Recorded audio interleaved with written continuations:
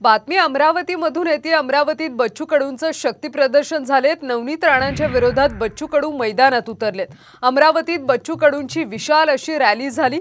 प्रहारची जन आंदोलन पदयात्रा झाली। दिनेश बुब यांच्या प्रचारार्थ आमदार बच्चू कडूंनी जन आंदोलन पदयात्रा काढली। अमरावतीत बच्चू कडूंनी जोरदार शक्ती प्रदर्शन केले। नवनीत राणांच्या विरोधात बच्चू कडू मैदानात उतरलेत। अमरावतीत बच्चू कडूंची विशाल अशी जन रॅली निघाली।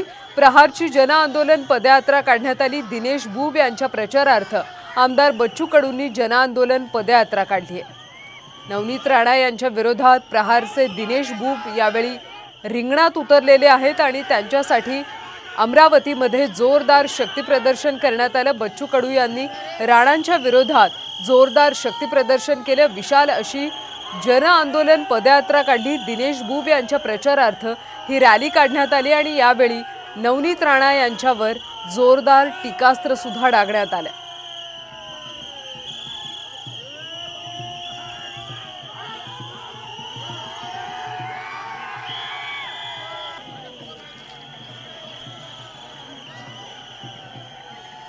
तर जालन्यातून तिकडे रावसाहेब दानवे यांची भव्य रॅली निघाल्याचं सध्या पाहायला मिळते। जालन्यामध्ये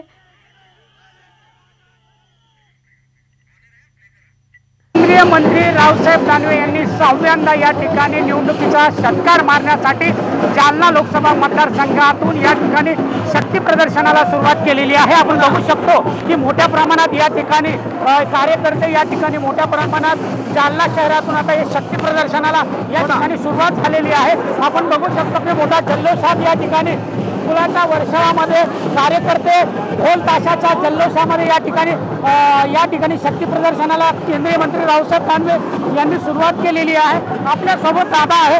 दादा, मला काय सांगाल, 6व्यांदा तुम्ही आता षटकार मारण्यासाठी शक्ती प्रदर्शनाला सुरुवात केलेली आहे। हजारोच्या संख्येने या ठिकाणी कार्यकर्ते तुमच्या समर्थनार्थ या ठिकाणी दाखल झालेले, काय सांगाल की 6व्यांदा तुमचा षटकार असणार का?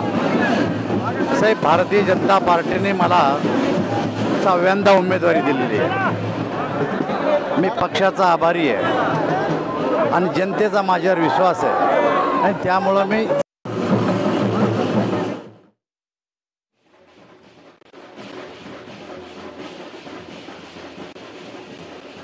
कार्यकर्ते मोठ्या संख्येने यावेळी उपस्थित आहेत।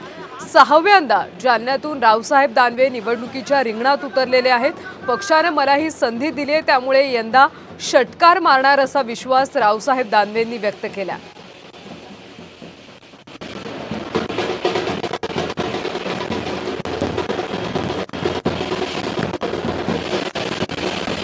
लोकांना अभिवादन करत सध्या जालन्यामधून ही रॅली सुरू आहे।